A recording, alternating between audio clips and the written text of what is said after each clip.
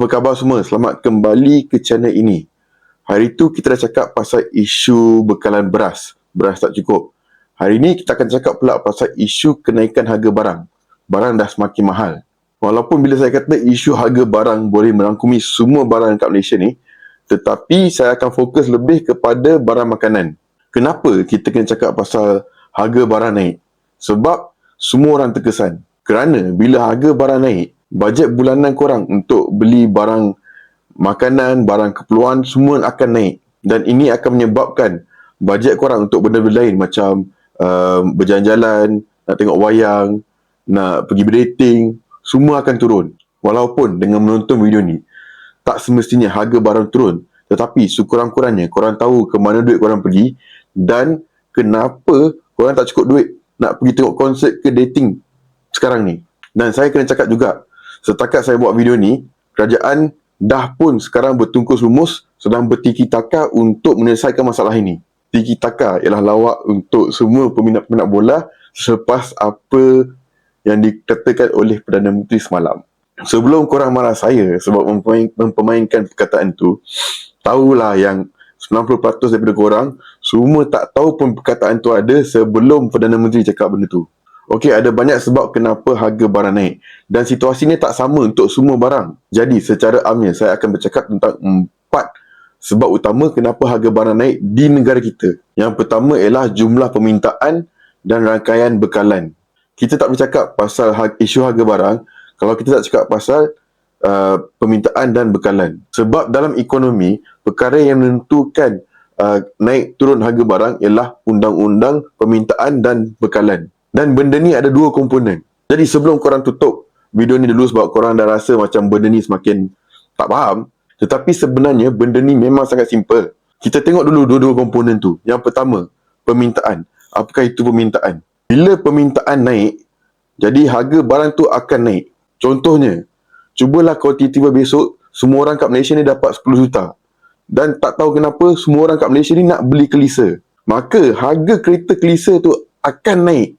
Sebab semua orang nak beli. Dan ada banyak tu je. Tetapi saya rasa permintaan bukanlah masalah utama kenapa harga barang kat Malaysia ni naik. Sebab bukannya macam tiba-tiba semua orang tak pernah makan nasi semalam, tiba-tiba hari ni semua nak makan nasi. Jumlah permintaan untuk barangan kat Malaysia ni, especially barang makanan, terutamanya barang makanan, tak meningkat dengan banyak. Ya, memang betul. Tahun ni memang lagi banyak orang daripada tahun lepas. Dan tahun-tahun sebelumnya. Tetapi penambahan bilangan orang ni dah juga patutnya termasuk dalam pengiraan permintaan yang sepatutnya ada. Masalah sebenarnya kenapa harga barang naik ialah disebabkan oleh bekalan. Macam dalam contoh kelisa tadi. Cubalah kalau tiba-tiba produa kata dia akan buat balik kelisa sebiji dengan apa yang anda ada dan dia akan keluarkan bilangan kelisa sama banyak dengan permintaan yang ada. Maka harga kelisa tu akan stabil sebab bilangan permintaan sama banyak dengan bilangan bekalan produk kelisa yang ada. Dan kalau dia buat lebih, jadi harga kelisa ni akan turun sebab siapa nak beli yang ekstra-ekstra ni. Dan itulah konsep utama undang-undang permintaan dan juga bekalan. Jadi senang je korang nak faham. Bila permintaan naik, harga akan naik. Bila bekalan turun, harga akan naik. Macam saya cakap tadi, masalah di negara Malaysia bukanlah sebab permintaan tetapi sebab bekalan. Kenapa? Sebab menurut video yang saya tunjukkan kat bawah ni, Malaysia import 81% daripada barang makanan yang kita guna. Dan tanah-tanah yang kita ada yang boleh digunakan untuk bercucuk tanam, untuk buat makanan, hanya 8% yang kita guna. Malaysia ni dah lama bergantung kepada barang makanan import untuk menanggung kegunaan makanan di negara kita. Dan masalahnya datang bila negara-negara yang kita import makanan tu tak mahu nak eksport barang-barang makanan ke negara-negara lain. Dan ini pula disebabkan oleh banyak benda-benda lain. Pertama, macam COVID. Disebabkan oleh COVID, bekalan makanan dah ketinggalan sebanyak 2 tahun. Kemudian ada perang di Rusia dan Ukraine di mana kebanyakan makanan yang dikeluarkan oleh Ukraine dan juga Rusia tak boleh dikeluarkan ke negara lain. Dan juga perubahan cuaca yang buat banyak benda tak boleh tumbuh dengan betul. Jadi bekalan dunia sekarang pun tengah short. Siapa nak jual kat kita? Jadi kenapa Malaysia tak buat makanan sendiri? Ada banyak sebab kenapa kita tak buat makanan sendiri. Tetapi punca utamanya ialah industrialisasi. Pada awal 90-an, kerajaan Malaysia menggambarkan negara kita menjadi sebuah negara industri yang terbesar. Jadi kerajaan itu mengeluarkan Wawasan 2020 di mana Malaysia menjadi negara yang maju dan berteknologi tinggi. Jadi semua fokus negara berubah daripada agriculture kepada industri. Dan sampai sekarang negara kita hanya fokus tentang pembangunan industri dan melupakan agriculture. Ini adalah satu benda yang sangat-sangat bodoh. Sebab macam mana negara kita nak jadi high-tech kalau kita nak beli makanan pun tak ada. Jadi terpaksalah kita import barang makanan daripada luar. Tapi time tu saya rasa dia orang ingat kita boleh survive, kita boleh hidup dengan hanya mengimport makanan. Tetapi sekarang apa jadi? Pembangunan entah ke mana, makanan entah ke mana. Jadi itulah sebab kenapa industri membuat makanan di negara kita sangat-sangat rendah. Dan untuk menyelesaikan masalah ini, kerajaan kenalah bertiki-taka untuk menaikkan industri membuat makanan di negara kita, industri agriculture di negara kita. Tapi macam mana bila kita tengok beberapa minggu lepas, sekumpulan petani yang ingin menghantar memorandum tentang tanah pertanian diorang di parlimen ditahan oleh polis. Kita sekarang ni kena memperkasakan, kena kuat-kuasakan petani-petani kita sebab diorang ni adalah harapan utama kita untuk jangka masa panjang supply makanan kepada semua rakyat Malaysia. Letak tepi dulu isu teknologi lah, nak buat ni lah, nak membangun ni. Selesaikan isu makanan dulu. Kalau kita nak beli makanan pun tak boleh, macam mana kita nak selesaikan isu-isu lain? Sebab kedua, kenapa harga barang di negara kita mahal ialah sebab nilai ringgit kita tengah down. Memang sangat rendah. Macam saya cakap tadi, Malaysia banyak import barangan daripada luar negara. Bukan saja makanan, tapi barang-barang lain pun kita import dari luar negara. Dunia pun sekarang tengah short. Jadi, harga barang dunia akan naik. Tetapi bila harga barang dunia naik, dia akan naik lebih untuk kita. Contohnya, kalaulah harga barang naik sebanyak $1, maka untuk kita dia akan naik RM4.47.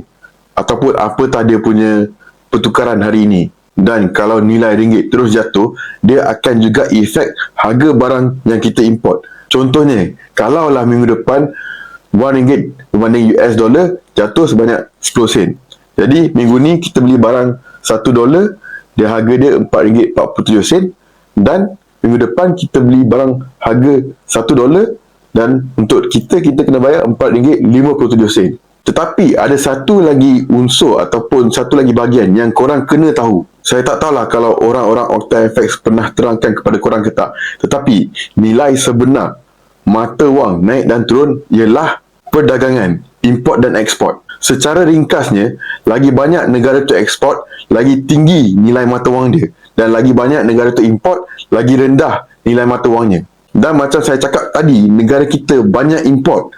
Barang makanan 81% kita import. Dan lagi banyak kita import, lagi kurang kita punya nilai mata wang ringgit. Dan ini juga adalah salah satu sebab kenapa mengimport makanan bukanlah penyelesaian yang bagus untuk jangka masa yang panjang. Sebab semakin lama kita import, ada kemungkinan harga barang makanan tu atau barang import tu akan jadi semakin mahal. Ya, saya faham nilai ringgit akan stabil balik dengan barang-barang yang kita eksport. Tetapi kalau kita tengok carta pergerakan nilai mata wang ringgit, apakah bendanya? Jadi itulah kenapa, sebab dah jadi semakin penting untuk kita membuat barang yang kita sendiri di Malaysia, lebih-lebih lagi barang-barang makanan. Dan sebab terakhir yang saya nak bincangkan dalam video ini, kenapa harga barang di negara kita naik ialah disebabkan sebab tak ada perkataan lain untuk saya gunakan, kartel-kartel di Malaysia ni. Bukan saya nak kata ada kumpulan kartel atau mafia dalam Malaysia ni yang cuba mengawal harga barang makanan. Mungkin dia pun bukan kartel, mungkin satu dua individu yang dibantu oleh penguat-penguat kuasa yang korup. Tapi setakat ni dah pun dibukti dengan isu daging kangaroo, dengan isu kartel dedak dan juga sekarang orang-orang yang menyuruk beras.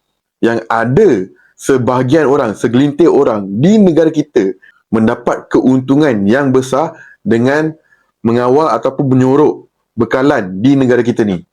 Dan kerajaan sekarang pun tengah bertiki-taka untuk menjatuhkan diorang-diorang ni. Apa diorang buat ialah diorang pegang dulu stok-stok makanan yang ada sampailah harga barang tu dah jadi sangat tinggi, kemudian diorang jual. untuk dapat keuntungan yang lebih. Dan disebabkan oleh orang-orang tamak macam ni dan pihak-pihak penguasa yang rasuah, kita semua kena bayar harga yang mahal. Dan siapa kita boleh pergi untuk selesaikan perkara ni?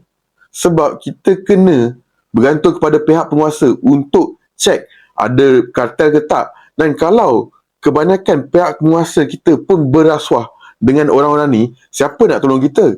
Takkan kita nak expect Mak Sabu ke Anwar Ibrahim sendiri tolong pergi cek? Itulah dia sebab-sebab utama kenapa harga barang di negara kita semakin naik. Sekarang kita dah tahu benda-benda tu, apa yang kita boleh buat untuk stabilkan balik harga barang di negara kita. Sama macam isu beras hari tu. Tak ada banyak benda yang kita boleh buat dalam jangka masa pendek ni. Yang paling baik kita boleh buat sekarang ialah cuba sedaya upaya untuk beli barang-barang tempatan. Tetapi kalau dah tak ada macam mana? Tak boleh buat apa. Tapi apa kita boleh buat dalam jangka masa yang panjang ialah kita kena ada lagi banyak pengusaha-pengusaha muda ataupun orang-orang muda yang pergi ke bidang pembuatan supaya kita tak perlu import banyak sangat benda. Ini tak semestinya korang kena pergi bidang agriculture. Kalau nak boleh. Memang patut ada lagi banyak petani dan pesawah di negara kita. Tetapi nak buat benda-benda lain pun boleh. Shampoo ke, makeup banyak sangat. Phone ke, supaya boleh tingkat lagi banyak barangan tempatan yang kita orang boleh beli. Dan kita rakyat-rakyat Malaysia kena support barang-barang lokal. Strategi negara kita kenalah berubah daripada meneruskan negara kita menjadi negara pengguna dan menukarkan negara kita kepada negara pembuat. Dan ini adalah sangat penting untuk menjadi negara yang maju. Kita dah tak boleh bergantung kepada barang-barang import, barang-barang luar ataupun syarikat-syarikat luar. Sebab yang penting untuk syarikat-syarikat luar ialah keuntungan. Dan diorang tak kisah langsung pasal rakyat Malaysia. Dan ini adalah tugas sebenar kerajaan. Kerajaan bukannya wira pahlawan untuk menjadi penyelamat ataupun mempertahankan sesuatu bangsa atau agama. Tetapi menjadi pemboleh, penggalak rakyat Malaysia untuk memajukan negara kita sendiri. Sebab bukannya kerajaan yang nak pergi tanam barang-barang makanan. Bukannya kerajaan nak pergi buat itu, buat ini. Bukan kerajaan yang buat. Kerja kerajaan ialah untuk menolong rakyat. Dan kalau tak mampu, sekurang-kurangnya janganlah kacau dan sila ke tepi. Baik, setakat tu saja video kita untuk hari ini. Terima kasih banyak-banyak kerana menonton. Sila subscribe. Ia banyak membantu, walaupun benda tu nampak kecil tapi banyak membantu saya. Like, komen dan kalau boleh share kepada kawan-kawan korang. Dan kalau korang nak join Perjuangan Muda, macam biasa saya akan letakkan link untuk borang sertai muda di dalam description di bawah. Dan juga untuk update-update ataupun berita-berita terkini tentang channel ini, tentang saya, tentang muda, silalah ikuti saya di social media saya.